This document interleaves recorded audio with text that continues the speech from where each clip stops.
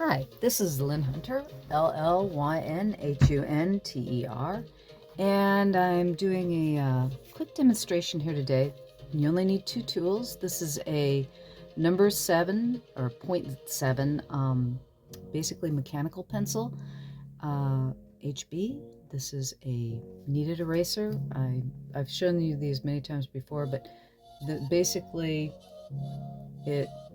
you clean it by basically pulling it apart like silly putty, and it works to carefully take up, let's see, the area underneath the line here. I'll take the kneaded eraser and ghost it back. I call it ghosting it back, so that there it picks up the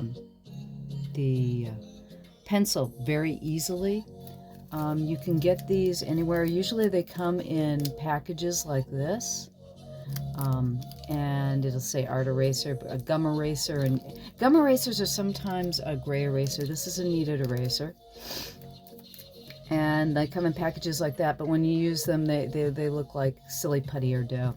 And I've already started this drawing of a lion, and what I'm going to show you today is ways of basically, when you're drawing fur, it's like cross-hatching. And so I'm doing parallel lines here and pulling in the shadows. And remember, I erased this area here. I want that darker. I like the darkness that I had. And as you pull parallel lines together, you don't always have to push down on the pencil. Pushing down on the pencil also will give you a darker line. But it's one way of getting the feel of the fur. Now, what I'd highly recommend is, what you don't see is that I have a copywritten image of a lion off camera. I can't really show the photographs I'm using because they are copywritten images. And unless I shoot them myself, technically, I don't think I can put them on camera to show you what I'm doing. But always, if you're going to do work on animals, I would highly recommend you use reference material. I can draw some animals from memory, but if you're doing something that's a rendering like this, I would always go to the internet or magazines or what have you for your reference material. Now, what I will do is I won't draw specifically from one photograph. A lot of times I'll use many photographs. Now here, one of the things that I did wrong, or I feel I did wrong here, is I started doing too much heavy of a parallel line here by going line, line, line, line, line. This all of a sudden starts to feel fake. It feels like you're doing just parallel lines and multiples. So I'm going to ghost that back and then come back in again.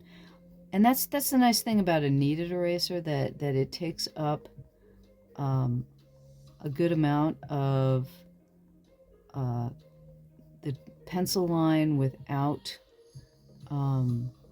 leaving behind the debris you have if you're using a plastic eraser. See, now the way I've even, like, there's little V's here. Think of it like V shapes. And that's what you want to look at when you're looking at the fur. See how the shapes are made from the shadows. So the shadows are more, there's a variety of shadows. When the hair is more matted, it'll almost be like spotting of shapes, and there'll be similar shapes, but not all the same shapes. So vary your line a little bit, or vary how you place them. And then again, see, if I'm heavying up or building up the graphite, it'll get darker. The thing is about with pencil, you're very rarely ever going to get black.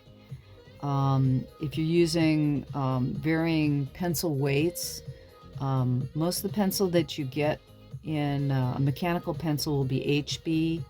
You can get different kinds of weights of pencil by going to an art supply store or an online art supply store, you can get different weights of pencil.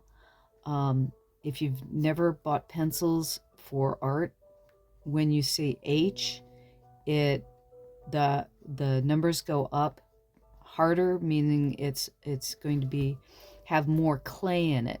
The difference in the weights on pencil is the amount of graphite and clay that they bake into it. So if it's got more graphite, it's going to be softer, or B. And as the numbers go up, it gets softer. And the H, as the numbers go up, it gets harder.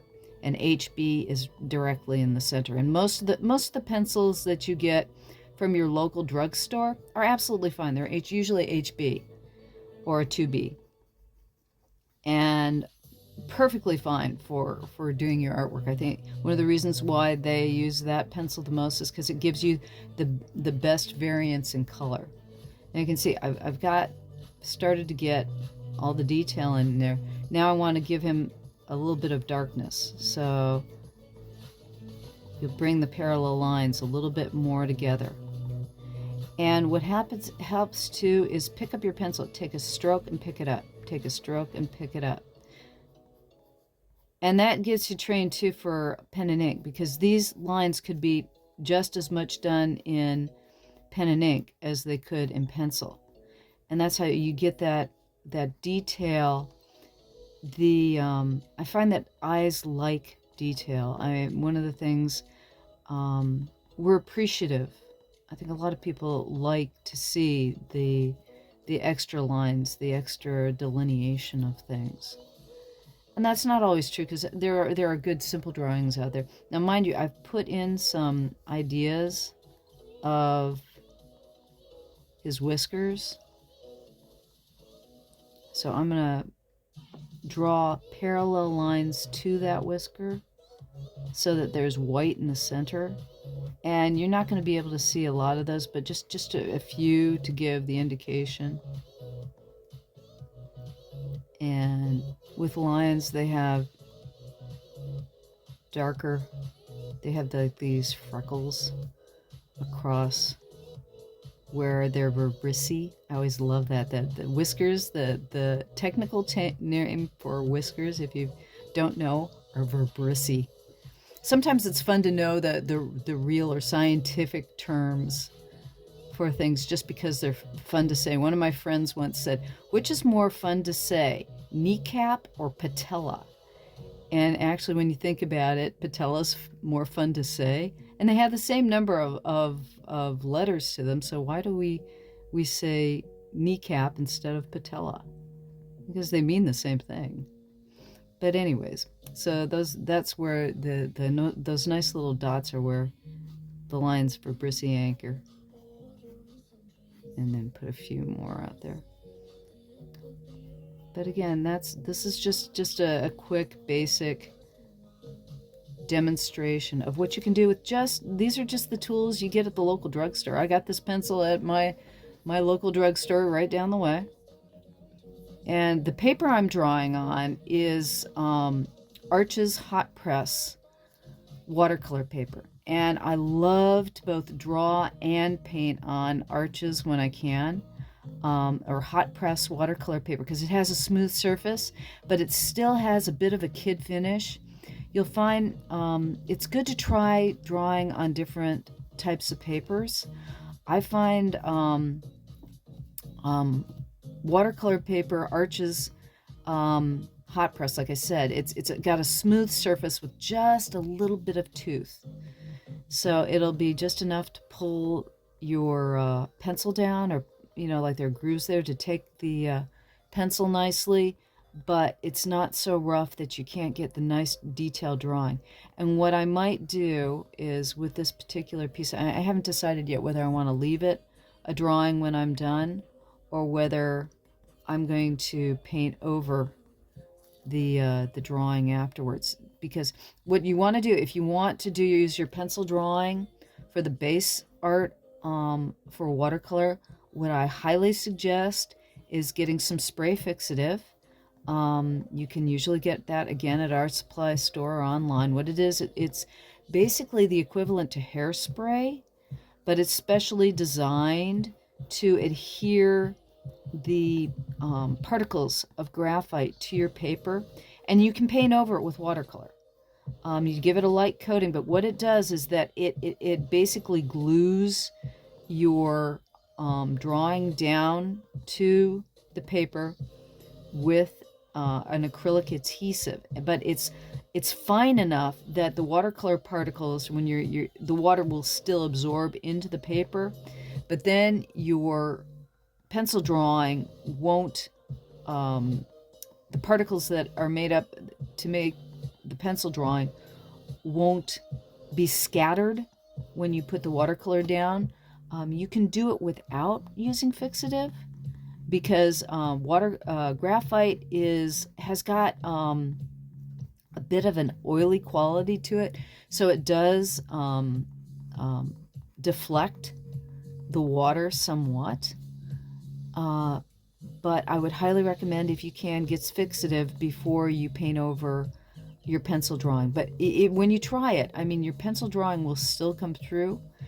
And then again, when you're done with a watercolor with a pencil drawing under it, I would highly recommend, after you're done, go over the top of it to darken up the lines that have been diminished by the watercolor.